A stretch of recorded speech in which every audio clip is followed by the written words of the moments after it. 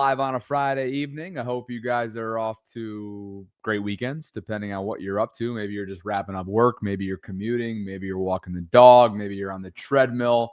You name it. I know Dre Dog is in the building, and he's probably preparing for a dog walking of a different kind coming up on Sunday in Baltimore. It's week 2. It's Ravens-Browns. I got a lot to discuss before the weekend officially commences here inside this channel. Please like the video, subscribe, hit that notification bell. Consider becoming a channel member or gift-giving membership today. And it's brought to you by my newest sponsor, the folks at ProfitX. You see it in the live chat. You see it in the headline. You see it on the thumbnail. Cam Newton has sent a warning. It's a loud and clear warning for the Ravens, to the Ravens, really, about the Ravens going into week 2. I got a lot to discuss, too. I went back and looked in detail at what went wrong in that week 8 loss last year to Cleveland. The Ravens had absolutely no business dropping that game, but they did. And so we'll relive that and talk about it from a perspective of what cannot go wrong this year. And it starts with getting right out of the gate and winning that battle in the trenches, something they did not do last year in the first of those 2 contests. Of course, they thumped them in the regular season finale with Bailey Zappi under center for the Browns at quarterback, 35-10. After that, injury reports, final injury reports, that is going into the weekend, and final designations for game day were out, so I'll react to both of those. Myles Garrett had some things to say about going up against Lamar Jackson, as did his defensive coordinator and Maryland native, Jim Schwartz. There's a lot to discuss. Like the video on the way in. You guys know the drill, and if I have enough time, perhaps I will open up the guest lines. We will wait and see on that. Let's begin with Cam Newton's thoughts on ESPN. That's First Take earlier today on what is at stake for the Ravens going into this week 2 performance. They are double-digit favorites at home. It's the 30th anniversary of the franchise's inception. There's been a lot of chatter going on from the Browns locker room. You guys know the drill. Here's Cam Newton and his warning. Now, upset alert, I don't necessarily know. But if the Baltimore Ravens fool around and lose this game, there is something to be said in Baltimore. So while you directing traffic over there to the NFL and sounding the alarms, when you send them to Cleveland, if the Baltimore Ravens lose this game, you also need to send them doggone to Baltimore as well. Because this is the thing to consider. There's not a team in the NFL on paper that should even come close to beating the Baltimore Ravens. If the Baltimore Ravens find a way to lose this game and fall 0-2 to the Cleveland Browns, it's going to be hell to pay. It's going to be hell to pay, okay? Looking at John Harbaugh, looking at the Ravens organization as a whole, that comes from one of the greatest of all time when it comes to dual threat, and that is one Cam Newton. Quote, if the Baltimore Ravens find a way to lose this game and fall 0-2 to the Cleveland Browns, it's going to be hell to pay. And ultimately, the hell that was paid last year, right, because of that 0-2 start, came in the form of having to go on the road earlier than they might have otherwise, right, without that hellish start, 0-2. And then, of course, the 31st or 32nd ranked passing defense for much of the first 10 weeks. It had an effect on seeding. 0-2 makes everything more difficult. And the Ravens scratched, they clawed, they fought, they battled, and ultimately still found a way to rip off 12 wins, albeit that 0-2 start. And on top of that, win the division. If they do so again this year, it'll be the first time that any representative in this AFC North has ripped off 3 straight years with AFC North division titles. But there's something bigger than that. And that is avoiding the inevitable, I shouldn't say inevitable, but avoiding an 0-2 start. Because if you don't successfully avoid an 0-2 start, not only does it mean something for the division, not only does it mean something for the AFC overall seeding and what kind of stress that puts you in for the next 15 weeks and on, but ultimately, it just digs yourself a hole against a team where there is such a talent gap. There's absolutely no excuse. And we said the same thing last year, guys. Going into week 8, the Ravens inexplicably dropped that week 8 contest, and I went back and looked in depth at how that end result came to be on a Sunday in Cleveland. 29-24 was the final. 2 dropped interceptions by Eddie Jackson. Kyle Hamilton dropped the would-be game-winning, game-sealing interception from Jameis Winston. Rashad Bateman had a big drop on 3rd and long, 3rd and 14, if I'm not mistaken. Nelson Aguilar had a 3rd down drop. The Ravens as a team were 2 for 10 on 3rd down, which is just abhorrent. It's unacceptable. They were penalized 7 times, which negated 53 yards. They lost the time of possession battle. Remember the Derrick Henry direct snap on 4th and 1? They failed to even cash in a yard on that. A turnover on downs resulted. Justin Tucker missed from 50 out. And so as I tweeted, I could keep going in terms of what went wrong. It's a laundry list of things. But you get the point. What's the point?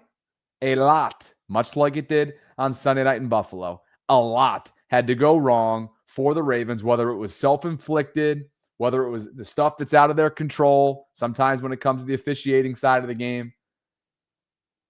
A lot had to go wrong in order for them to walk away losers, as they did Sunday night. And so you got to control what you can control first and foremost, and that is getting on the jugs machine. I'm sure Malachi Starks is still thinking about the would-be interception, which would have been the first of his career in that opening drive against Josh Allen and company. I'm sure Cheeto Awuzie is thinking about the one that he dropped as well on Sunday night in Buffalo. But this laundry list right here is a great place to start refreshing your memory. I'm sure none of them that were on this team last year need a refresher.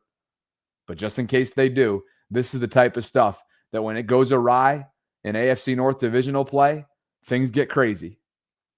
Things get tight. And things start to get out of your control.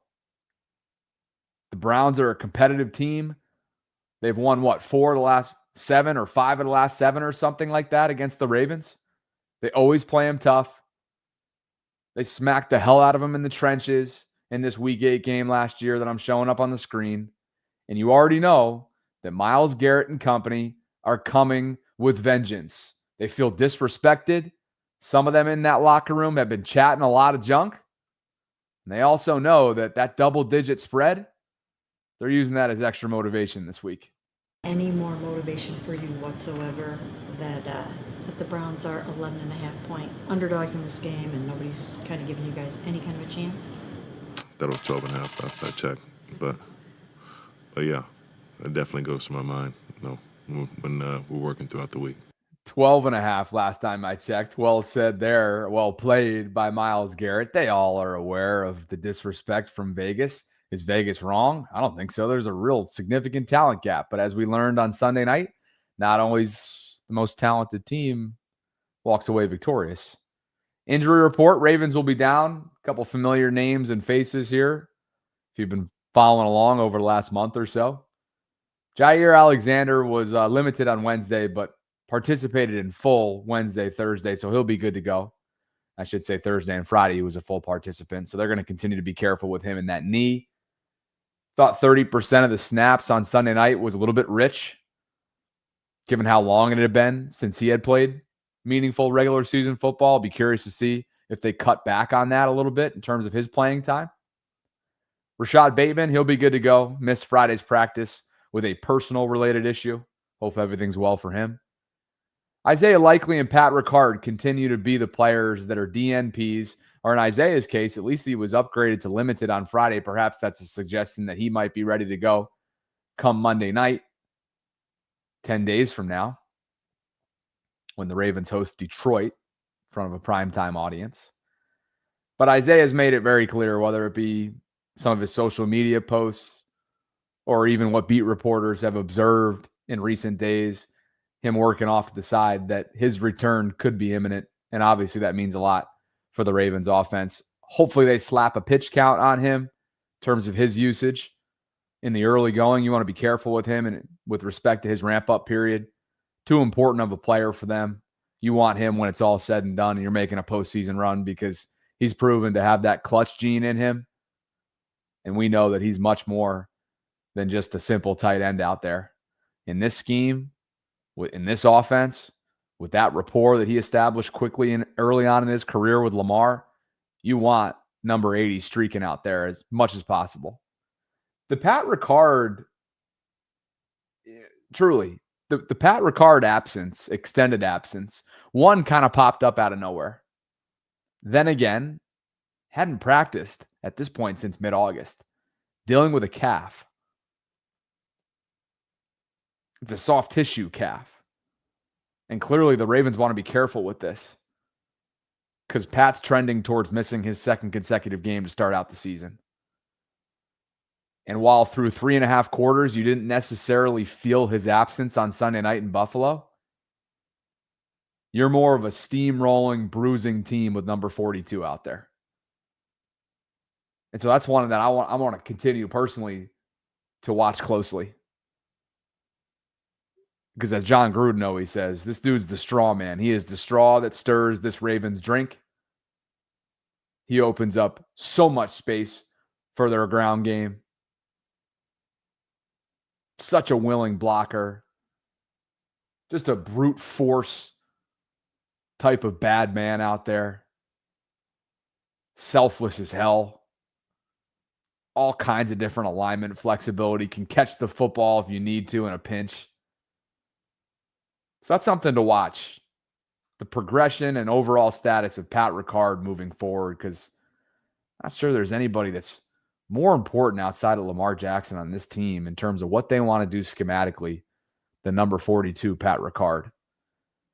On Cleveland's side of things, from an injury report standpoint, Michael Hall is their defensive tackle. He has been listed out, ruled out for this game with a knee. Jack Conklin, veteran, proven tackle in the final year of his deal, as is the entire offensive line, as Zach Jackson reminded us on the Vault earlier today. Go check out our Ravens-Browns game preview if you haven't already done so. It just dropped an hour and 20 minutes after we're finished up here. But Conklin is questionable with an eye and elbow. Quinshon Judkins potentially making his rookie debut. He's been dealing with some off-field legal issues with the NFL. But he is a rookie running back. He's been listed as questionable. Perhaps, again, somebody that's got that young pop, athleticism, explosiveness, could make his NFL debut. And everybody else on this list is good to go. So Cleveland, for the most part, outside of Hall, looking like they're in good shape health-wise, whereas the Ravens are down 2 key cogs in Isaiah Likely and Pat Ricard for the second consecutive week. We know that, I assume that the majority of you know and are aware of some of the chatter that's come out of the Cleveland locker room in recent days. Just in case you haven't, let's get caught up to speed. Not hard. Derek, did you get a chance to see Grant Delpit? You said that you're not hard to tackle, and do you have a reaction to that? Yeah, I mean, I saw that. I saw his coach had a tweet, a quote, and, he had a quote. We'll see on Sunday. Jerry, Baltimore secondary, a lot of notable names back there. Just what are the challenges that presents to you guys as receiving? No challenges. I mean, guys say whatever they're going to say. I really don't care. That's the thing with, bulletin board material that I never understood is, was I not going to play hard before he said that? So it's I'm going to play the same way I was going to play. If you need bulletin board material to go play how you need to play, then that's a problem on you. So, I guess he's trying to get himself right for the game, and, we're doing the same thing. So, we'll see on Sunday, but we're excited to go out there. One team, as I've mentioned a couple times this week, certainly appears to be in desperation mode, trying to get themselves extra motivation, channeling through words, and the others just responding with, let's face it, pretty much just a business-like type mindset if you're Kyle Hamilton and or Derrick Henry. And I think probably the pub that received, or I should say the quote that received the most pub, is Grant Delpit. He's a defensive back for the Cleveland Browns who, when asked how difficult, how much of a challenge is it to tackle Derrick Henry, he just straight up said without hesitation, not hard.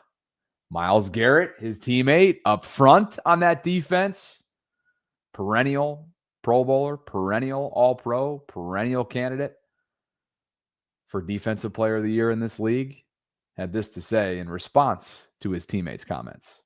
Comments about tackling Derrick Henry not being difficult or challenging. We got to go out there and prove it. Talk is cheap. I mean, he's a hell of a player. He's a Hall of Fame talent. But, got to go out there and have our guys back. So, we're going to support him the best way we can, and that's by, slowing him down and stopping the run game and nullifying, their best talents as best as we can. You're not going to get any of that bullshit from Myles Garrett. He ain't taking the bait or he ain't participating in any of that. Quote, we got to go out there and prove it. Talk is cheap. He's a hell of a player. He's a Hall of Fame talent. That from Myles Garrett in response to Grant Delpit's comments. And again, I want to be clear. From earlier today, we mentioned this on the vault. I'll mention it again.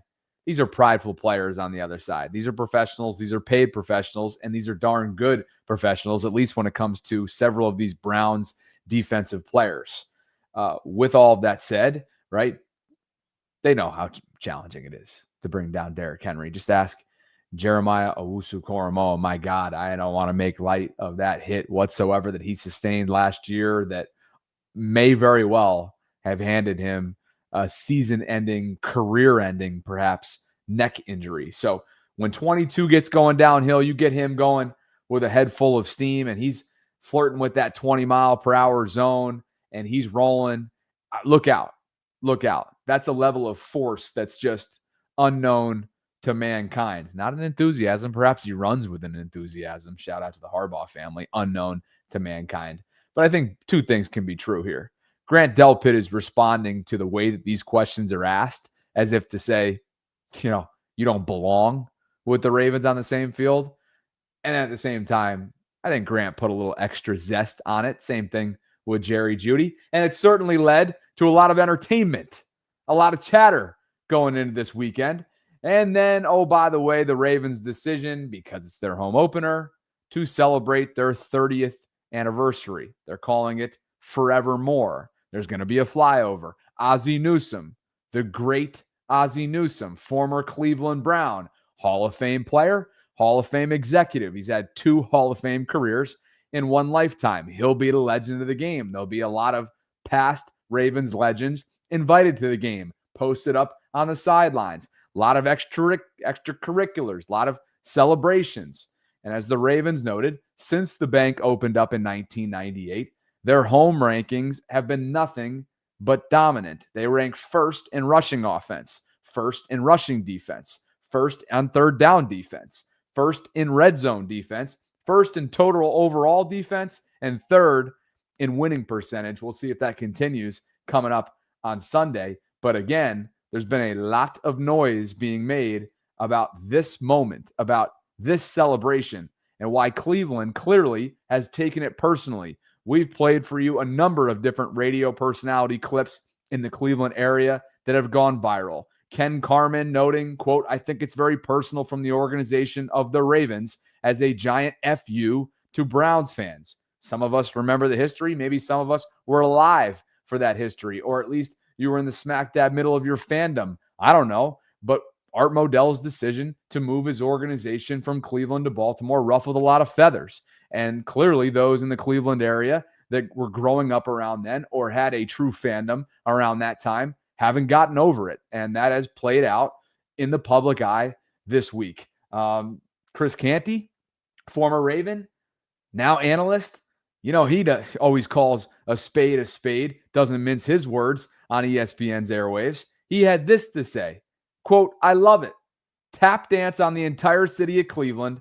We took your team and did it better, adding fuel to the fire, if you will. Stop me if you've heard that before from a Chris Canty perspective. Good God, as if there wasn't already enough drama going on over the last 48 plus hours in the local airwaves from a Cleveland radio standpoint. But that is that, whether it's the locker room chatter, right? The 2 different approaches to media, whether it's the 30th anniversary, whether it's the 11.5, 12.5, we'll figure out what it is right now on ProfitX in just a second, spread that the Browns feel disrespected by, or whatever, given what's going on in the Baltimore circles right now controversy and noise surrounding John Harbaugh, this defense, Zach Orr, special teams. There has been no shortage of storylines this week going into week 2, and I don't think this is going to disappoint whatsoever. I'm taking the Ravens 30, Cleveland 17 in week 2 in Baltimore.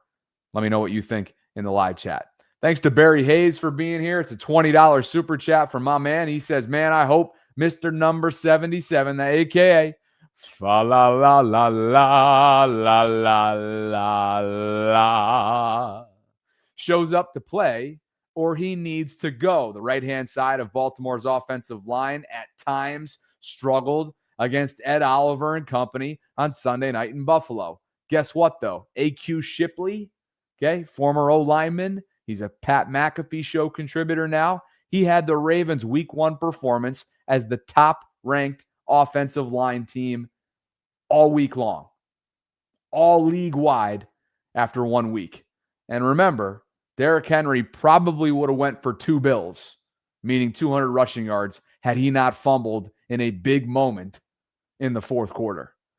That tells me something. There is a lot of potential. Yes, Lamar minimizes some weaknesses, particularly on that right-hand side with his God-gifted talents. And yes, he routinely turns breakdowns or nothings, if you will, into somethings, like turning a nowhere fast kind of play that would have been negative 20, negative 30, negative whoever the hell knows, 75-yard scramble that's a net 19-yard run. He does it unlike anybody else.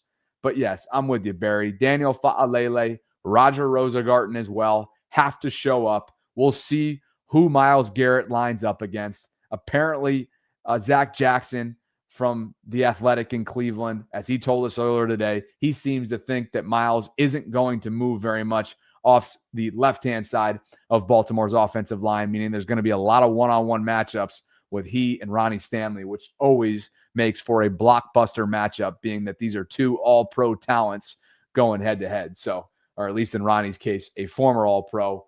He's damn sure working his way back up to trying to get back to that territory, literally and figuratively and for real, working his way back from that gruesome ankle injury, which has been fantastic. Thanks, you guys, for being here today on this Friday. It's the 12th of September. We're going into week 2 of football coverage. I will have a pregame show available to you, as Tilly says hello in the background, on Sunday, probably in the 11 or 12 hour. We'll see what happens, depending on what I get into on Saturday night in the St. Pete area. And then Sarah and I will, of course, start our postgame show inside the vault, typically around 4:30 or 5 or so. And thanks to ProfitX for sponsoring today's episode. Guys, you know the drill. When brand sponsors are kind enough to hop on the bandwagon and support the system, support what we're building here, it means a lot. And when you support our brand sponsors, both on the vault and here, you're supporting the show and ultimately making this thing go. And since Ravens football season is officially here, I'm going to be using ProfitX as my go-to for season-long plays and player props as well. I'll show you the site in just a second here. ProfitX is America's #1 sports prediction market. You can win real money predicting sports in 40-plus states. There's a ton to choose from, including Florida, where I am, including maybe where you are right now in Maryland or Virginia or Pennsylvania. Wherever you are, just take a look at the map to see if you're eligible or not. But there's a lot going on here. You get better odds than traditional sports books because you're playing against others, not the house. With ProfitX, you can request your own odds, play with confidence, and get super fast payouts straight to your bank, card, or even crypto. And right now, if you sign up at ProfitX.co, which you can by clicking the link, it's in my pinned comment right now in the live chat or at the top of the show notes. And if you use that's promo code Bobby B, B-O-B-B-Y, B, you'll get up to $200 in profit cash on all your plays for the first 30 days. So go ahead, consider signing up now at ProfitX.co. You can start winning real money predicting sports. Terms and conditions do apply. Would love for you guys to check it out.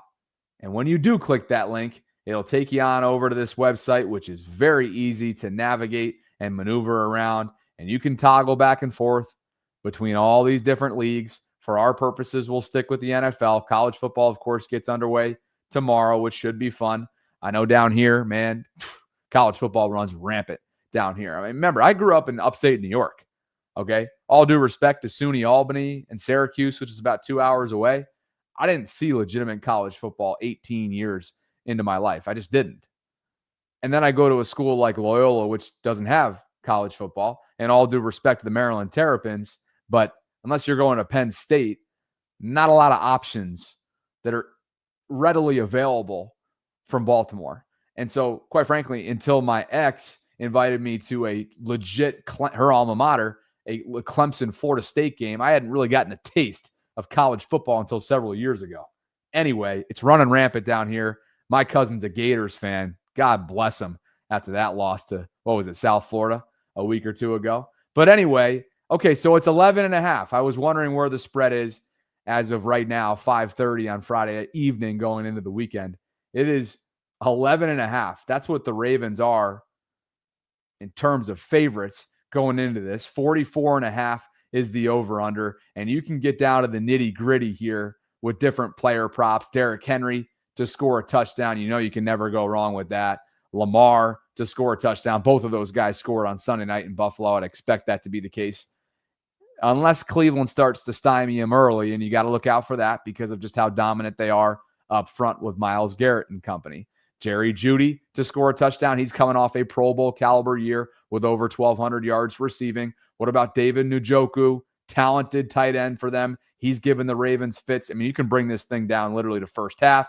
Rushing yards, receiving yards, so on and so forth. Thanks to ProfitX for the continued support. And again, if you click on that link and use promo code BobbyB, you'll get up to $200 in profit cash on all your plays for your first 30 days. Thanks to them for the continued support. And let's get back to the football content because Myles Garrett, the stud that he is, and a game wrecker of all game wreckers, had this to say about facing one Lamar Jackson.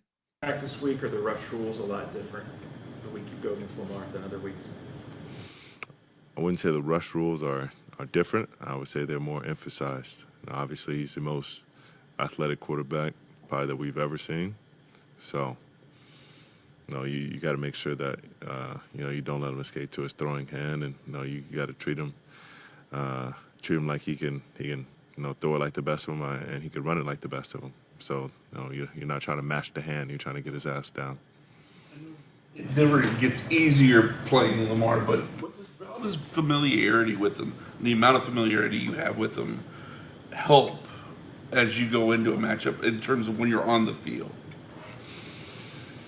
It plays to the predictability of, his tendencies and where he wants to go with the ball and a bit to where he wants to escape, but there's just the inherent unpredictability about what he's going to do with athleticism and how soon he's going to scramble, through what, through a holes and to what extent is he going to stay behind the line? Is he going to throw it, or is he going to do like he did against the Bills and run 70 yards to get 19 yards, and you just don't know. That's a guy that's watched his fair share of film, I think, on Lamar, not just from Sunday night in Buffalo, but really just for years running now. And I love that quote there at the beginning, right? He was asked about rush rules for quarterbacks. Obviously, that's somebody that, let's be clear, the Ravens rushing lanes did not have enough integrity, weren't crisp enough, weren't detail-oriented enough. And obviously, the Bills took advantage of that in the fourth quarter, and that's something that John Harbaugh and company have spoken about this week in terms of what has to get cleaned up going into week 2 and beyond. But again, Myles stressing that, quote, I wouldn't say the rush rules are different. I would say they're more emphasized. They have to be. It's this Lamar Jackson. Obviously, he's the most athletic quarterback we've ever seen. You got to treat him like he can throw it like the best of them, and he can run it like the best of them because, let's be clear, I'll add on to Myles' quote, he can do both of those things like the best of them. And Jim Schwartz, their talented defensive coordinator, Mount St. Joseph alum for those of you in the Baltimore area, and just a straight up Maryland, I think Halethorpe native himself, he knows this guy they're facing is a true unicorn. Lamar, where does Lamar's biggest improvements come as since he's come in the league? Yeah, he's been at the top of his game for a few years now. I think everybody, does some things a little bit better as they get older and things like that. But I think most of the improvements he had came early in his career, and now he's just, playing consistently. I mean, doesn't turn the ball over very much. Uses his legs when he has to. He's been, and this was probably about 3 years ago or so. He got significantly better versus the blitz. That used to be something that people could do to take his legs away, make him throw quicker than he wanted to. He's a really good deep ball thrower. Saw that last week in Buffalo. That ball to Hopkins right there. We have a lot of respect for him. We know we're going to have to play our very best when he's out there. But, I don't think what we're seeing from him is a recent development. It's been a few years coming, and hats off to him for the improvements that he's made, particularly early in his career. Well said. Kevin Stefanski, similar sentiments as well at the podium earlier this week. You can't replicate Lamar Jackson in practice. He's a great player. He's physically gifted. Like we talked about before, he can beat you with his arm, with his legs. He can beat you from the pocket, outside the pocket. So we understand the challenge. Doesn't make it easy. You practice hard against, a look that you're trying to show what he can do, but it's impossible to replicate that. So we have a ton of respect for him, and we just have to make sure that we do all those things as a football team, as a defense to play well. Whole lot of respect. Again, it's not all trash talk. Let's be clear. It's not all junk coming out of the Browns locker room this week from the players. Kevin Stefanski, Greg Schwartz, Jim Schwartz, that is, excuse me, very complimentary of Lamar. And you heard there Jim's comments as the opposing defensive coordinator. Quote, he's been at the top of his game for a few years now. Went on to compliment how he's handled the blitz, by the way. That used to be an Achilles heel of Lamar's. Most of his improvements he had came early in his career, and now he's just playing consistently. Doesn't turn the ball over very much, uses his legs when he has to. He's a really good deep ball thrower. We have a lot of respect for him. I don't think what we're seeing from him is a recent development. That from Jim Schwartz on Lamar Jackson. This in the Discord community going on right now. Lots of chatter gearing up for week 2. Micah Parsons, what an unbelievable game 2 for him as a Green Bay Packer. Dare I say he has made that organization a bona fide Super Bowl contender and the favorite to represent the NFC several months from now in Santa Clara. But it is free right now to join. It won't always be, but it is free right now to join the Bobby Baltimore Discord server.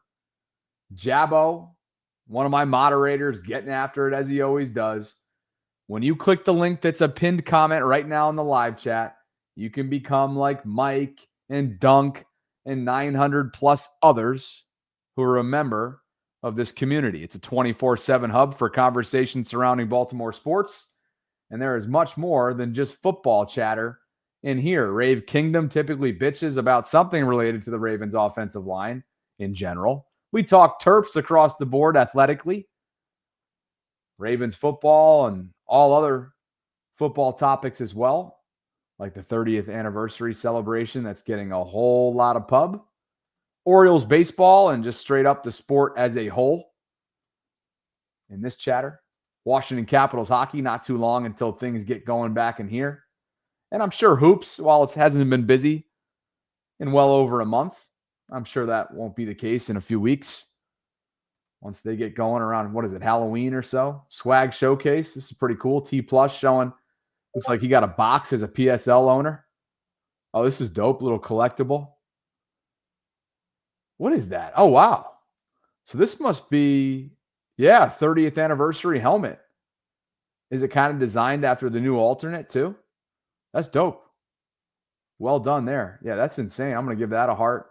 But you see what I mean. People show Holly was at the bank the other day for the watch party going into the Buffalo game. That was nice of her to wear some Vault merch. So we just had somebody join too from the live chat. In comes Paul. Thanks, Paul. 933. I would love to get this to 1,000 at some point. So if you could help me out, just click on that link that's pinned right now in the live chat. Come join the community. It's fun. Micah Parsons, by the way. Somehow the Ravens came up in his post-game press conference last night. Long time around here, it's always been about the offense and the quarterback. With the way this defense has made a statement the last couple of weeks. What do you think it says about this team? What I've been telling everyone, defense wins championships. J Love, I think, you give us 20 points, we should be able to win that game. It's all about getting stops and getting the ball back into the offense. As y'all seen against Baltimore Buffalo, you can have a quarterback damn near have a perfect game but still lose because guess what? The defense gave up, 40 points? So defense won championship. They want to, I think the fans like points and they like to see the big plays, but when you play great defense, it's just so beautiful to see. Yes, it is. And it was not beautiful in the fourth quarter, but Micah's performance, game 2 as a Green Bay Packer, was everything and more. Look at what this dude did last night in a winning effort for Green Bay in front of his home crowd against Jaden Daniels and the Washington Commanders. Okay, Next Gen Stats was all over this. He generated a team-high 8 pressures and a half sack on 37 pass rushes. That's a win rate of 21.6%. 6 of his pressures came in the second half alone. He has instantly boosted everything that Green Bay is about, and he is a bona fide problem. Dallas will forever, well, I guess the story's yet to be written, but the dude's in his prime, and he ain't going anywhere anytime soon. And I think one day, Dallas is going to wonder and look back at why the hell did we quit? Did we let an absolute star in his prime walk? That remains to be seen. Do not know the answer to that. And this cracked me up. Hoodie Ramey, fun follow on Twitter, posted this screenshot from DeAndre Hopkins' comment section. Reese was like, yes, bro, you caught 1 touchdown pass. You are still fucking washed. Pardon my French. LMAO. And I think this was in D-Hop's comment section. I think it was. Probably from the one-handed grab that was just about as dynamic as it possibly gets from Lamar, dropped in a bucket. And D-Hop, man, I guess when you get on the other side of 30, and I guess I can speak to this at 31 recently in July, I guess you just become filterless and you don't give a shit anymore. D-Hop writes back, you smoke Black and Milds and sell drugs, your life washed, bro. DeAndre Hopkins from the top rope. Look out. Watch yourself. Watch your head, Reese. You're going to want to be careful.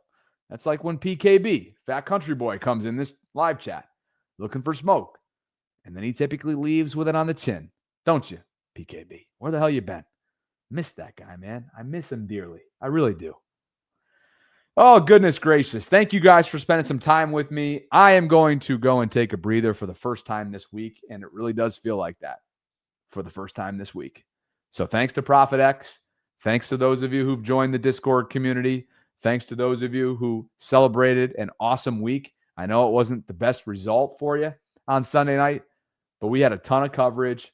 We had Terrell Suggs on the vault. Go check that out if you haven't already done so. And I will catch up with you guys maybe tomorrow, and if not tomorrow, Sunday pregame. Looking forward to it. Like the video on your way out. Subscribe. Hit that notification bell. I appreciate you guys more so than anything. Hope you have an awesome weekend. And stay tuned for Dating Chronicles. I'm sure there'll be more to come. Later, guys. Bye-bye.